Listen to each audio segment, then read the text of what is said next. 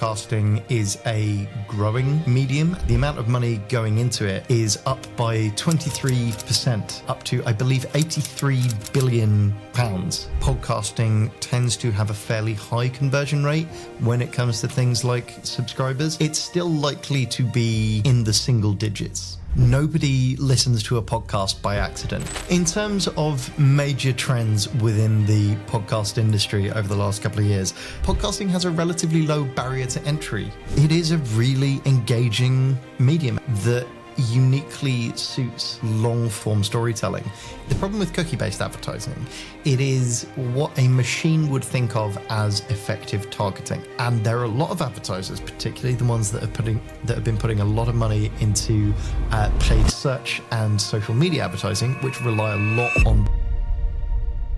Adam, thank you so much for coming on the show. We are going to talk today about plenty of very fascinating topics. To begin with, I'd like to discuss the evolution of the podcast industry lately, which I think you have quite some insights of. So tell me, what's going on in the podcast world lately? What has been the evolution over the past few years of podcasts as a media, advertisers, industry? Give me the whole shebang. Starting off nice and simple, that's what I like to see. First of all, thank you so much for having me on the show. It's an absolute pleasure to be here. So, in terms of major trends within the podcast industry over the last couple of years, that is, of course, a fairly big question. It's a notoriously fast-moving and dynamic sector, and one that's only getting faster and more dynamic as it develops. But there have been a couple of notable trends over the past couple of years in particular. One of them has been an increasing amount of attention from large established media organizations and publishers who have really started taking podcasting seriously as a medium in recent years. I mean, in the UK, for example, just recently we've had the major sort of national broadcasters announcing the pundits and personalities that are going to be making up their election coverage for the upcoming UK general election. And most of the major broadcasters have podcasters as part of their lineups. So on Channel 4, for example, you have Alistair Campbell and Rory Stewart from The Rest is Politics, as well as Emily Maitlis from the Newsagents, among other sort of more traditional kind of news anchors. And what that really shows, for me anyway, is that broadcasters and media organizations have really started waking up to the potential that podcasting can offer for building passionate audiences in specific areas and specific subjects of interest that have really deep engagement with that subject, and those kinds of audiences can really provide a baseline foundation for you to build valuable relationships on top of, which, you know, as many traditional media organizations have seen over the past year, is becoming increasingly more valuable in the modern media landscape. Subscriptions also are another key trend, not just for established organizations, but increasingly for smaller independent podcasters. They are providing a really crucial way for podcasters that don't quite have the scale of audience necessary to make advertising a sort of approachable or a viable solution. Subscription platforms like Patreon and like Substack and like various other platforms out there, Apple podcast subscriptions included, are kind of offering a way for podcasters to monetize smaller audiences more directly, which gives them that stable revenue baseline that they can then reinvest in their show and keep the lights on as they follow that kind of slower, more organic growth trajectory. So I'd like to double down a bit on that subscription model. Advertising is something we want to dig much, much deeper into this episode. But very quickly on the subscription, how does it typically work? Because I can imagine, for instance, if I have 100 listeners, right? Well, do you know approximately what proportion of those will be becoming subscribers? For which amount? Like how how sustainable is it for a small to medium podcaster to rely on subscription? Is it their only business model? That's again lots of questions, so I'm gonna stop now and let you answer. In terms of conversion rates, that is a notoriously tricky figure to predict. Marketing and advertising professionals the world over have been, seeking the answer for what the ideal kind of percentage is for conversion for decades, if not longer. The short answer is it depends. Generally speaking, though, podcasting tends to have a fairly high conversion rate when it comes to things like subscribers. It's still likely to be in the single digits, let's say. So probably around 5 to maybe 10% of your listeners will convert to paying subscribers, in some capacity if you are very, very lucky. The real question is, how many of them do you need to convert to subscribers in order for that to be a sustainable revenue source? If you look at most podcast subscription offerings, generally speaking, they will range from $3 to $5 at the entry level, where you don't get a huge amount of additional benefits. It's mainly just as a way to support a certain show. Up to maybe around $10 for the sort of middle ground tier. That's where you'll typically get things like a little bit of bonus content every so often, a couple of extra perks, that kind of thing. And then you'll have the top tier, which, again, generally speaking, is likely to be around $15 to $20.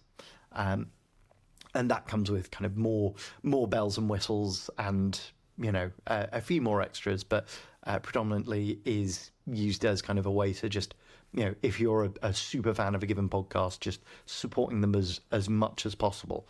Generally speaking, most subscribers will fall into that second sort of middle tier, where, it's not a huge amount of outlay for the subscriber, but you're still getting a certain amount of bonus content back.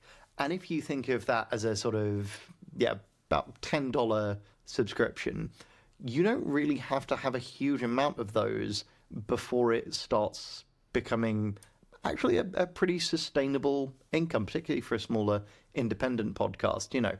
If you've got 5 subscribers for $10 a month, let's say, that is $50 that you've got coming in. That is enough to cover the costs for most podcast hosting platforms. It's enough to cover subscription fees for editing tools and that kind of stuff, and it's a solid foundation to start growing other revenue channels like live events or like merchandise or like advertising on a sort of small initial basis. But it means that you can explore those opportunities without having to worry about how much of your own money you're putting into keeping the show going. I love that. To come back on one of the things you started with, Adam, big publishers, big media going into the podcast world as a medium. Why that? Is it all about that connection with the audience that you mentioned? Do they see a huge opportunity that they cannot get anymore in other traditional media? Like, what's the reason behind it? I think there are a number of reasons behind it. A huge part of it is that podcasting is a growing medium and one that is, to a large extent, comparatively untapped in comparison to things like, TV and online publishing and online video in particular. Podcasting has a relatively low barrier to entry as well.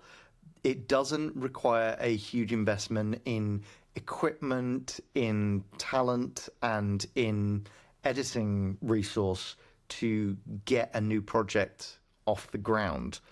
Not that podcasting doesn't require investment, of course, it does, but the barrier to entry compared to even things like social video and YouTube is exponentially lower and easier to get going without having a huge amount of startup capital behind it. The other element of it is that it is a really engaging medium, and it's a medium that uniquely suits long form engagement and long form storytelling in a way that I would argue few other mediums do. And it means that you can tell a story with depth and with nuance over a long period and a long running time, and have audiences actively engage with it and really follow that story, and thus follow you as a publisher and as a media house. And that's really uniquely valuable in the current climate, where in many other mediums attention spans and content lengths are getting shorter and less nuanced. And there is a reason why you're so knowledgeable. It's because you've been the editor of PodPod for quite some time. You're now the head of podcast for Marcoms and editor of the British Podcast Awards. Can you tell us a bit more actually about this? So PodPod, migration to campaign, what is happening over there? So PodPod was a brand that Haymarket Business Media set up around the craft and business of podcasting. And we worked very closely with the British Podcast Awards to help drive the awards forward, to help bring more people to it, and to help amplify the winners of the awards and really shout about the amazing talent and the amazing work being done in British podcasting. As part of that, PodPod has now been rolled into Campaign, which is one of our sister titles, focusing on the advertising and marketing industry. And really this reflects the growing interest that the advertising and media landscape is taking in podcasting. There is a huge amount of interest from, large brands and large agencies in the podcasting landscape. Just today, as we record, for example, I was at a launch event for the Internet Advertising Bureau UK's digital ad spend report, which they run on an annual basis, basically measuring how much money is going into digital advertising in the UK and sort of the various channels that it's going into. And it showed that podcasting, the amount of money going into it, is up by 23%, up to, I believe, £83 billion for 2023, which, is a lot of money. And, just for comparison, the overall advertising market, digital advertising market in the UK grew by only around 11%, I believe, considerably lower than podcasting. So it really reflects for me that podcasting is maturing as a medium and is being taken seriously by those large companies and those large organizations. And that is, while the independent sector and the freelance sector is crucial to keeping podcasting the vibrant and exciting and creative medium that we know and love, media and advertising investment in the sector is going to be crucial for its long-term growth and sustainability as a medium, in the same way that we've seen with TV and radio in years gone past. 100%. 83 billion British pounds over the period of a year, just in the podcast industry. Where does the money go? That is a very good question. The money goes to a variety of different places. A large proportion of that money goes to big advertising networks. So there are a couple of different kinds of podcast advertising for anyone that's not aware. You get at the sort of base level what you might call spot ads, or sometimes referred to as dynamically inserted ads. And what those are the sort of pre-recorded, generally around 30-second adverts from a brand, the same kind that you might hear on the radio or on a music streaming platform. And those get inserted into a podcast's sort of RSS feed. They might be baked into the podcast at at the point of upload, but often they're inserted dynamically based on a range of different sort of calculations and whatnot that happen on the back end.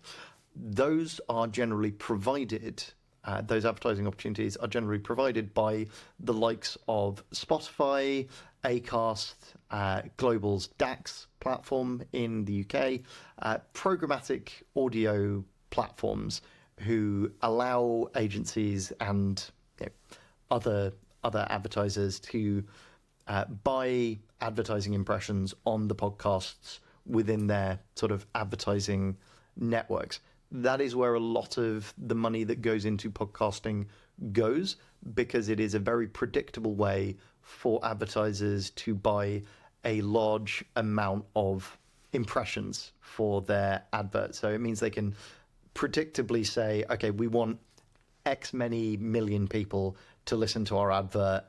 Here is some money, make that happen for us.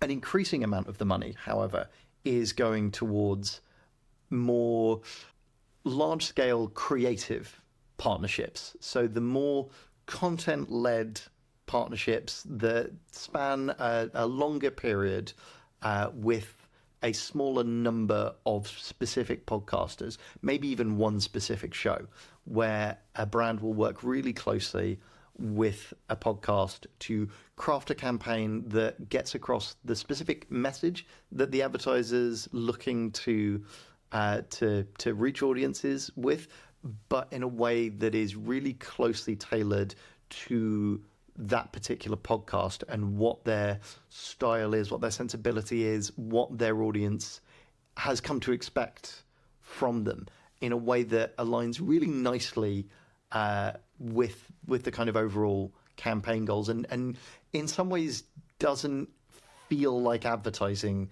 to the viewer. And that's the goal of a lot of advertisers, really. Oh my God. Okay, lots to unpack here. I want to keep the suspense a little bit longer, the tension a bit longer, Adam, but we're going to get back to this advertising because there is so much to explore, literally. You briefly mentioned the British Podcast Awards. What is that? Can you walk me through what's the British Award? Can I apply for a British Podcast Awards? How does it work? So the British Podcast Awards essentially is an award scheme for podcasting in Britain that has been running since 2017, and really is an opportunity for the podcast community to shout about the excellent work that is being done across the audio sector and across the podcast sector, and to really champion the shows and the content that are out there driving the medium forward. We want to put these amazing shows in front of as big of an audience as we can, because they really are exceptional. There are some fantastic shows that are out there in the market. So in terms of who can enter, the awards are open to programs that have either been produced in Great Britain and Northern Ireland or designed primarily for UK audiences. Entries should be for podcasts that are published from the 1st of January 2023 to the 30th of April this year. And so you need to have 6 episodes published at least within the qualifying period, and we want to make sure that we're highlighting kind of series rather than sort of one-off pieces of content. Okay, so they make also the distinction between series and just ongoing podcasts, like this one typically. We won't stop after a series of 10 episodes, right? It's just ongoing. Is there a distinction between those two type of podcasts? No. Okay. What else is there to know about the British Podcast Awards? So we know the what and we know the who. Why? How do you do that? When does it take place? What do the winner get? How do we, how does this whole thing works? So the awards themselves are judged by a panel of over 100 industry experts, kind of leading lights from all corners of the industry, from kind of prolific freelance and independent producers, senior figures from the BBC, from places like Spotify, from content producers and production houses across the industry. So a really star-studded panel of judges that listen to all of the entries that we get in. The ceremony takes place on the 26th of September in central London at a venue just off Tottenham Court Road, the Outernet, for anyone that knows the area. It's a really, really fantastic venue. It's very new, it's very shiny, and the kind of vibe that we go for with the awards is we want it to feel special for those that are nominated and those that come on the night. We want it to feel like the Oscars of podcasting or the National Television Awards of podcasting or the Emmys of podcasting. We want it to feel like an event. We want it to feel like something that you get dressed up for that feels special. And, we really try and make sure that we capture that energy and that passion that goes into all of the podcasts that end up on the shortlist for the awards, because really that's the fundamental characteristic that unites all successful podcasts, certainly that I've seen, is genuine passion and dedication for both the craft of podcasting and for the subjects that those podcasts are talking about. So that's the core of the feeling that we want to capture. What do you personally like about it then? About the ceremony or about podcasting? About the British Podcast Awards and about the ceremony, but I would love to have your answer about podcasts in general as well. But let's start with the awards. So what I love about the awards and about the ceremony is I love watching the reactions of people who are maybe smaller podcasters, independent podcasters, who get their chance to have their big sort of awards ceremony moment and to get the recognition for the work that they've been putting in a venue and an environment that feels worthy of that care and attention that they put into their shows.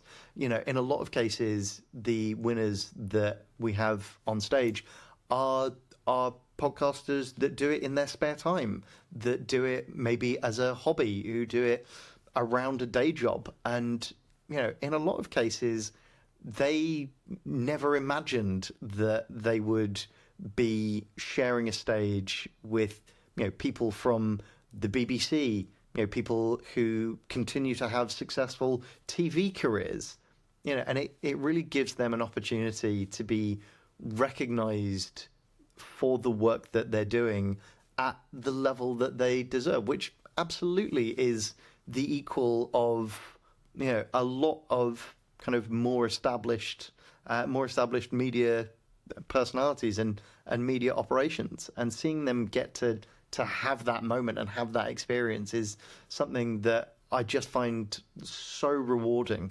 because it's lovely to get that level of recognition. So I'm checking, and you guys have actually I just saw the Pod Hall of Fame winner, a very interesting one. I'm checking the website right now, and there are about 20 to 25 kind of genres categories. How many, and just for the ones who don't know, 3 winners, gold, silver, and bronze. How many applications do you receive per year / per category / per type of podcast? Hundreds and hundreds and hundreds and hundreds. I think last year, if memory serves, we had over 1,000 entries. Okay. So it's a huge amount. And so do the panel of 100 independent judge listen to all of them? Yes, they do. So the way we structure entries is, obviously we can't ask judges to listen to the entirety of every podcast that gets submitted. There aren't enough hours in the day. What we do is entries consist of a 15-minute clip, which consists of 3 to 5 separate clips from the podcast in question. and that's accompanied by a 250-word written statement, kind of illustrating why your podcast should win that particular category, and a 250-word track listing explaining what each clip is and why you've chosen it. There are slightly different entry requirements for some of the categories, notably things like the interview category, the fiction category, and I believe the documentary category, where the rules around how many clips and how long they can be is slightly different to accommodate the differences in those particular genres. But yeah, generally it's a 15-minute clip, and yes, the judges listen to the entirety of every clip because they are incredibly diligent. That's actually very impressive. So beyond fame, obviously. I should also note that while we get a huge amount of entries, we also have a large number of filter judges who do an amazing job of going through the initial sort of batches of entries that we get and identifying things like those that don't fit the criteria or those that haven't filled in their entry properly, and kind of slimming down the sort of the entry pool until we get to a long list that then gets passed on to the main judges. So the filter judges are an invaluable part of the process. And if anyone wants to join this year's filter judging pool, there is a form on the British Podcast Awards website where you can nominate yourself or someone else to join the filter judging pool. So anyone that's interested, please do get in touch. We will most certainly put the link in the description. So that all makes a lot of sense and is also very impressive. Like 100 judges going over, 100 of podcasts is not thousands. That's crazy. So beyond the fame, obviously, what does a winner get, whether gold, silver or bronze? What does it mean to be awarded a British Podcast Award? The winner gets a big old trophy, for one thing, which very important, which I have seen last year, and they weigh a surprising amount. Beyond that, each winner gets a write-up on the British Podcast Awards website. We do a lot of promotion of the winners after the show, as well as obviously promoting the shortlist in the run-up to the ceremony itself.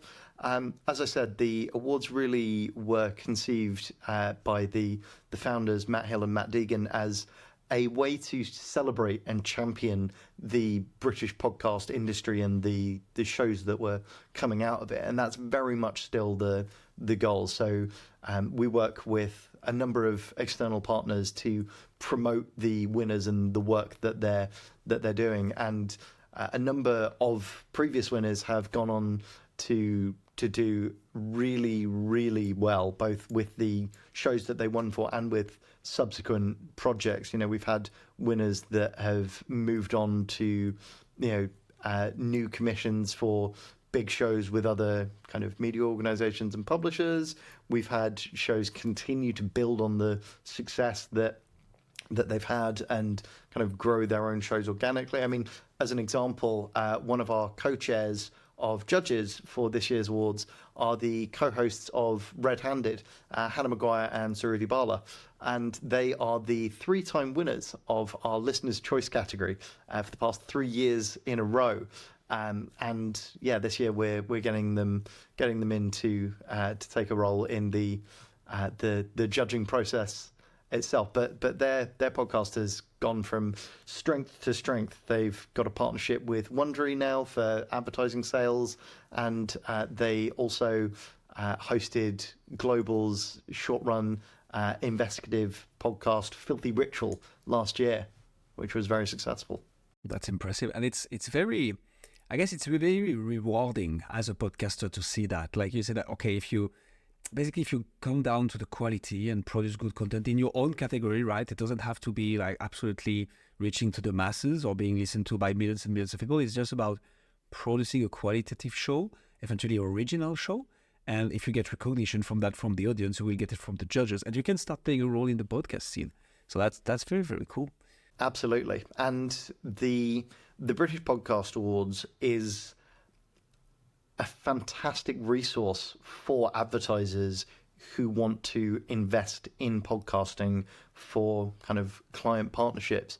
You know, especially now that the British Podcast Awards is being run by Campaign, we'll be doing a lot on that front to put the winners of the British Podcast Awards in front of Campaign's audience of advertisers, media agencies, media buyers, media planners who will be looking to invest in creative talent and creative solutions over the coming years. And hopefully we can start to form some of those relationships that will see, you know, winners of the British Podcast Awards being in the mix for those kinds of campaigns.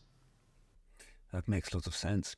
Would you mind me asking, Adam, what's the business model of British Podcast Award? Because the way we go down that road, there is judges, there is filter judges, there is people to organize the event. I mean, I can't even begin to fathom the amount of work there is behind it. So how is it just part of campaign, or how does it all work? So Haymarket is a mature media organisation with a number of different revenue models. We run a number of events and conferences. We also run a number of award schemes and award ceremonies across a number of different industries, including things like media and advertising. Campaign itself has a number of long-running and successful award schemes, and they operate on a number of sort of revenue models. Without giving too much away, the revenue partly comes from the entry fees for submitting an entry to the awards. It partly comes from selling tickets to the ceremony itself, and it partly comes from sponsorship of the awards of companies that want to associate themselves alongside those kinds of winners and that sort of spirit of innovation, let's say, of the awards themselves. Very good phrasing. Okay, that makes sense.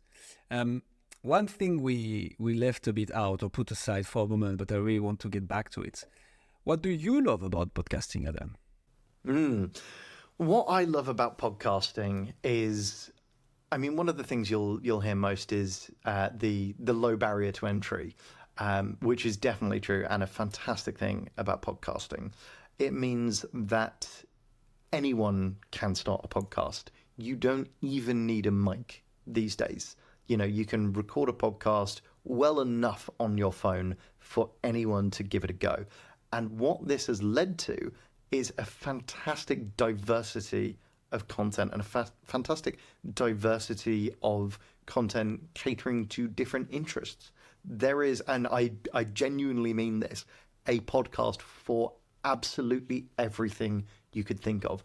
Every interest, every hobby, every subculture, every identity, however you want to engage with media, there is a podcast for that. And it's one of the most varied forms of media I think I've ever come across.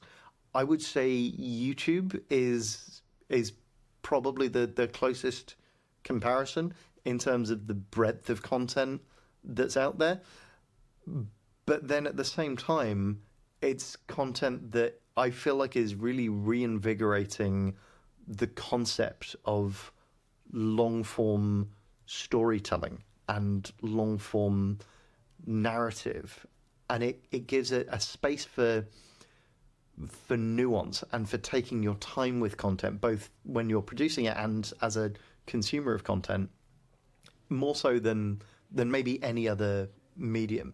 It's really, really positive, I think, that there is still a space for that kind of content that takes the time to dig in where it's needed to the details of a story, or to be a bit more playful with how it approaches a specific topic.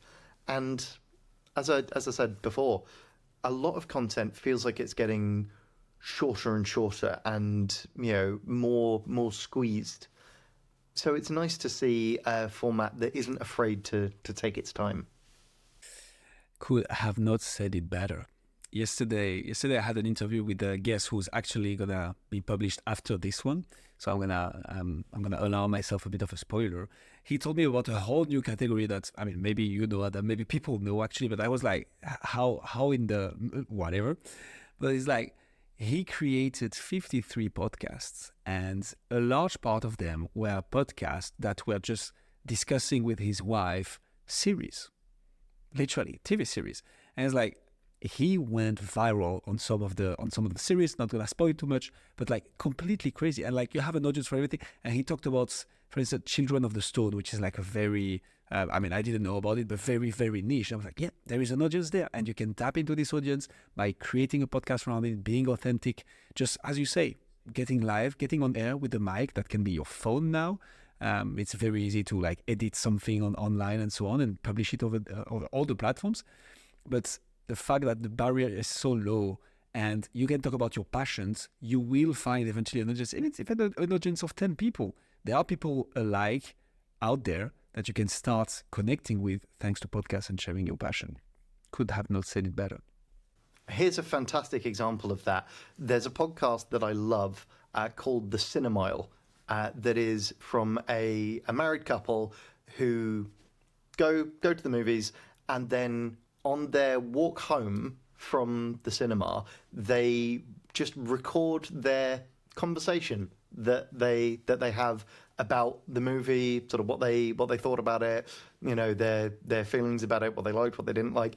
And I love that because it's a conversation that every single film lover and film buff can immediately relate to. We have all had countless of those conversations, and it's just so, it's such a perfect encapsulation of how podcasting can be so specific and so relatable, and yet reach such a surprisingly wide audience. And that actually was a winner at the very first British Podcast Awards, and continues to do fantastically to this day. Adam, talk to me a bit about advertising in podcasting. I think it's time we like lift this stone. Maybe to begin with, to put a bit of context. So we discussed it a bit earlier, but can you tell me a bit more about brand awareness versus performance marketing, and how does that relate to podcasts? Absolutely. So advertising, generally speaking, falls into one of two camps. You have what is generally referred to as brand advertising, which is the kind of advertising that is designed to raise awareness of a specific company or brand or product, or, you know, something kind of relatively broad and relatively general. And then you have what's known as performance advertising or performance marketing.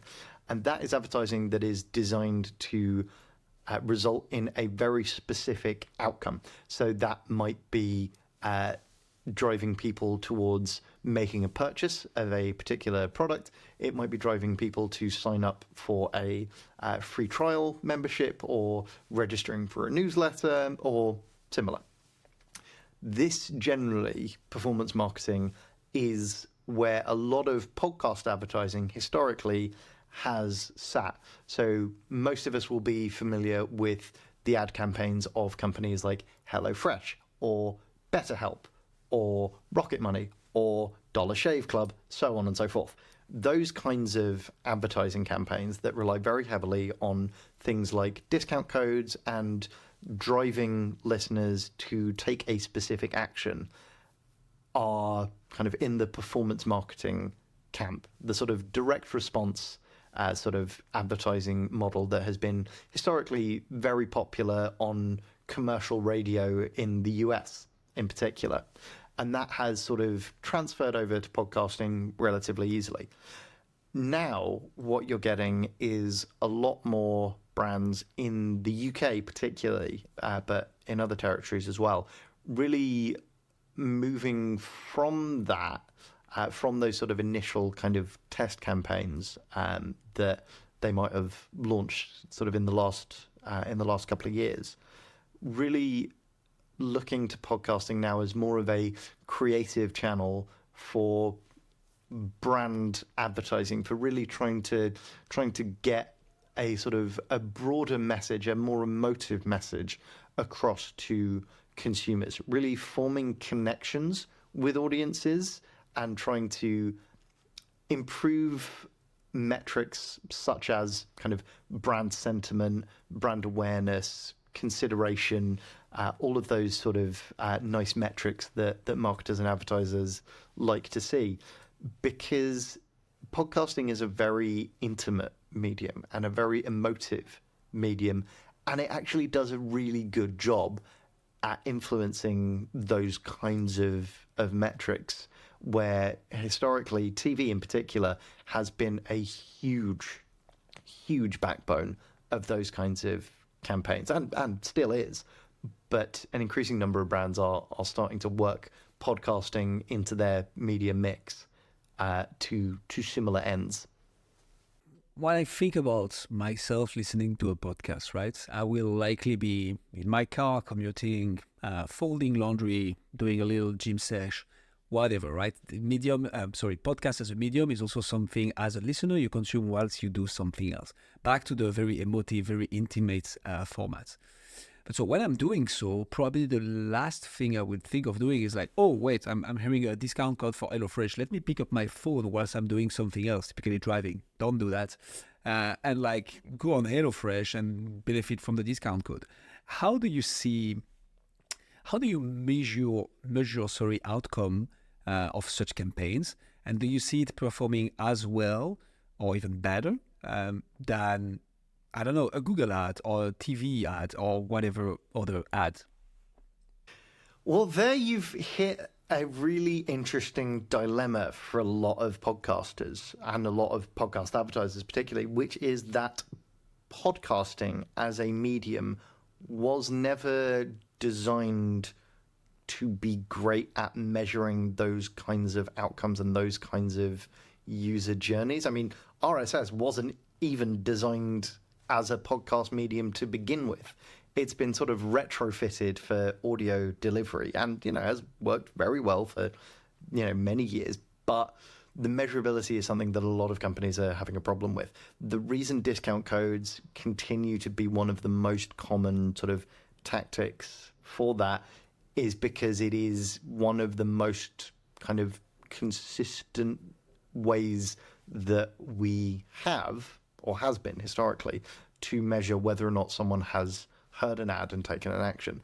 Now, there are a number of companies, a huge number of companies, I should say, who are working to change that and working to improve the podcast ad tech ecosystem. And here I have to give a shout out to our friends over at Sounds Profitable, who have been doing a fantastic job for a number of years on digging into these developments and really helping to push these efforts forward. But there are a number of technologies that are being rolled out and developed and worked on to help make it easier in a sort of privacy compliant way to track whether or not a user heard an ad and then went on to click through to an advertiser's page, or take whatever action it is that the advertiser is looking for them to do. Pixel-based attribution, all of those kinds of things are being actively developed. Spotify, of course, as you might expect, is sort of right in the heart of that, as are a number of other companies. But the simple fact is that it still remains relatively difficult to do attribution for those kinds of ads compared to other formats, particularly search and social. It really just is not designed to provide the same level of trackability and viewability measurement as platforms like YouTube. Do you have some stats around this, Adam, that you could share with us? Like, what's the typical, I don't know, user engagement? What's the typical feedback of a podcast listener hearing about a brand, like in terms of how positively that person sees that brand?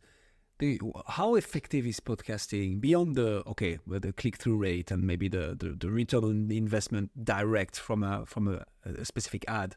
What are the overall metrics of podcast and how does it compare to other medium? So this is why so many brands are now starting to come to podcasting for brand campaigns rather than performance marketing campaigns, is that podcasting has fantastic engagement and fantastic buy-in from users, including for ads and commercial messaging. So according to Ofcom's latest figures, 38% of UK respondents say they listen to podcasts at least once a month or more, which is a huge chunk. And as I mentioned, UK podcast spending grew by 23% last year as a result, which really shows the kind of level of investment that's going into the sector. Podcast advertising is judged to be 30% more trustworthy to consumers compared to advertising across social media. And that's according to research from Australia's ARN Neurolab.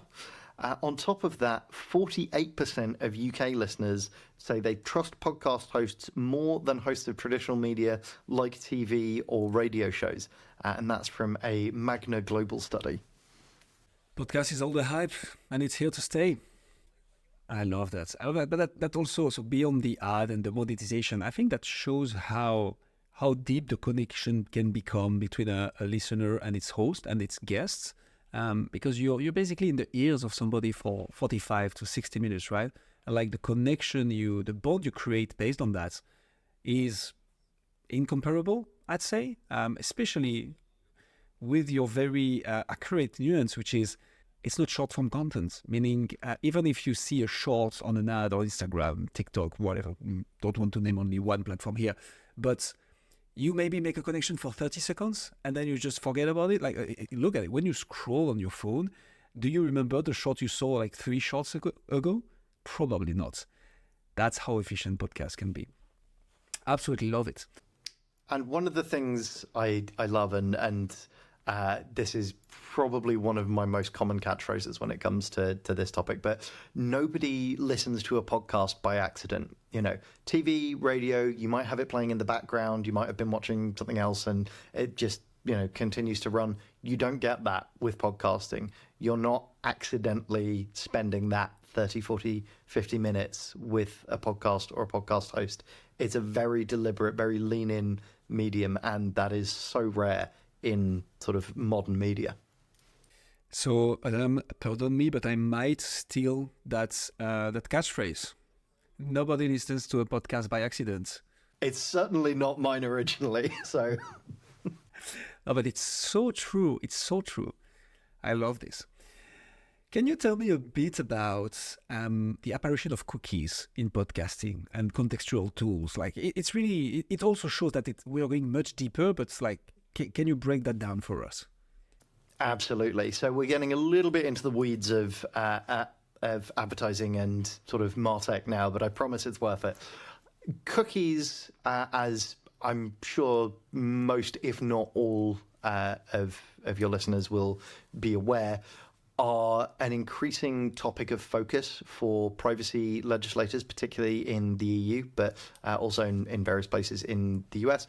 And essentially what they are is they are a little packet of data that is dropped onto your sort of browser by a website in order to track your movements across the web, where you go from their page and, where you came from to get there, for the purposes of things like, content strategy optimization and for, advertising trackability and various other, complicated marketing technology things. The important thing is that those are going away. Google in particular is phasing cookies out this year, third-party cookies, particularly from advertising technology companies who provide the sort of back-end infrastructure for targeting ads to users based on what they have done online. It's a very hot topic for the past couple of years. Privacy regulators and privacy campaigners are understandably upset about this capability, being a thing in the first place. I can see why, but that technology is being phased out.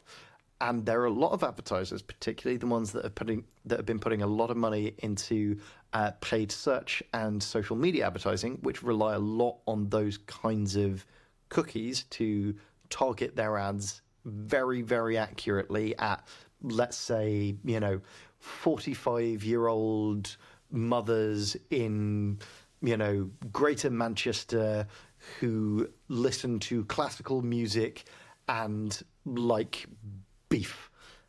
And, that level of granular trackability has gone into a lot of performance marketing campaigns and a lot of that kind of very targeted spending. With those kind of cookies going away, advertisers are working out how they can replace that capability in their marketing budgets. And podcasting is making a very concerted play to be one of the things that helps to fill that hole. Because podcasting, while it's not targeted in the same way as those kinds of campaigns, which were based on sort of tracking behavior and tracking your interests as a user, they essentially come at the problem from the other angle to get to the same result. So they use a lot of what's called contextual targeting. So, for example, an advertiser might say, okay, I want to reach podcasters and podcast enthusiasts who are interested in media, in advertising, and in podcast growth strategies. And based on that, an advertiser will be able to, or an advertising provider will be able to look at podcast gurus automatically, will be able to transcribe the audio using AI, and then identify keywords in the audio as well as the context around those keywords, such as, the tone, the sentiment, whether or not those topics are being talked about positively, negatively, skeptically, so on and so forth, and then be able, with a fairly high degree of confidence, to say, okay, your ad for a podcast growth marketing service, let's say, would be a very good fit against this content from a contextual basis, because we can infer from what's being talked about and the way it's being talked about what the listeners are likely to be interested in. We can determine that it is likely to be relevant based on these factors without having to know, for certain that the listeners visited a bunch of podcast marketing websites. I'm a bit mixed on the topic. On one hand, as a marketer myself, I love cookies. They're just amazing. They're fantastic. As an end consumer, I'm like, yeah, hell no. I don't want that. I don't want that to be tracking everything I'm doing. So it's a very thin line, but I understand that indeed the regulations are like a bit not happy about it. I love to see that podcasting is the answer to this, but then I'm asking myself, as a listener, do I want to be like the perfect target of those advertisers who want to sell their products? I guess that will be a bit the controversy that we need to find kind of. Well, I mean, I'd say yes, because the problem with cookie-based advertising is it is what a machine would think of as effective targeting. And a really good example of this is the very common trope where, you look for a new lawnmower. You do a bit of Googling, what's the best new lawnmower, where can I get one? Buy the lawnmower, and then for the next 6 months, all you get is lawnmower ads. And it's like, I've already got a lawnmower, I don't need one anymore. Whereas contextual targeting through podcasting is, because it isn't based on data as sort of rigid as that, is able much more to determine kind of the suitability of those kinds of campaigns. And also, when I'm listening to that ad, if it's contextually matched to that content, it means I'm in the right frame of mind. I might be a senior data analyst at, a tech consultancy, but if I'm listening to a comedy podcast, I probably don't want an advert for, an SAP cloud data warehousing product slapped into the middle of that just because it fits with stuff I'm looking at, in my work hours. That makes a lot of sense. Adam, I think that was an absolute masterpiece on podcast advertising, but also the overall context of where we are as an industry and why it's becoming such a thing, advertising in podcasting. So if people want to know more about the British Podcast Awards, if they want to apply, if they want to try some stuff, where should they go and what is happening?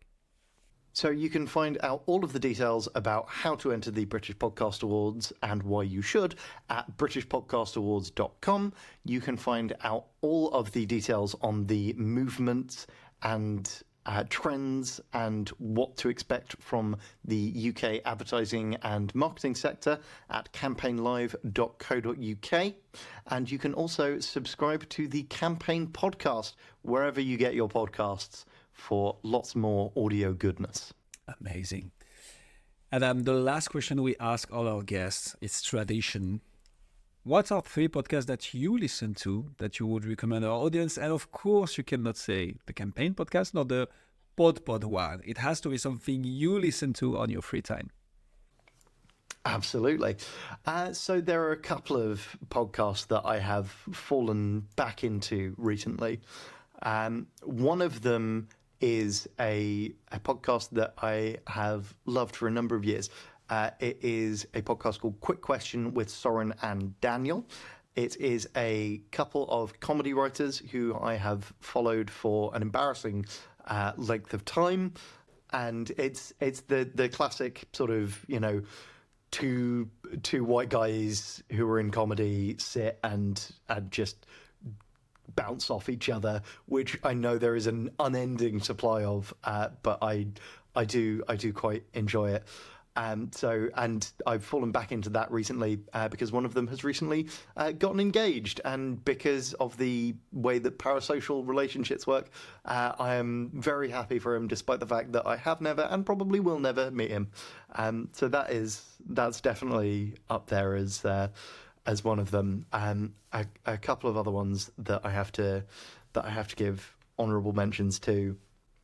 JB Bartlett's Believe in Magic is a phenomenal investigative series that I really, really love. It's a BBC Sounds podcast, and I found it a really gripping listen. It's only a short run kind of narrative documentary series, but that's very, very good. And in a similar sort of vein, and I have to give an honourable mention to the podcast that really kind of instilled my early love of podcasting, or one of the early ones, which is The Bugle by Andy Zaltzman, which is a fabulous topical comedy satire show. Amazing. 3 shows I didn't know about, so I will have to give them a go. And thank you so much for coming on the show. Thank you for having me. It's been a pleasure.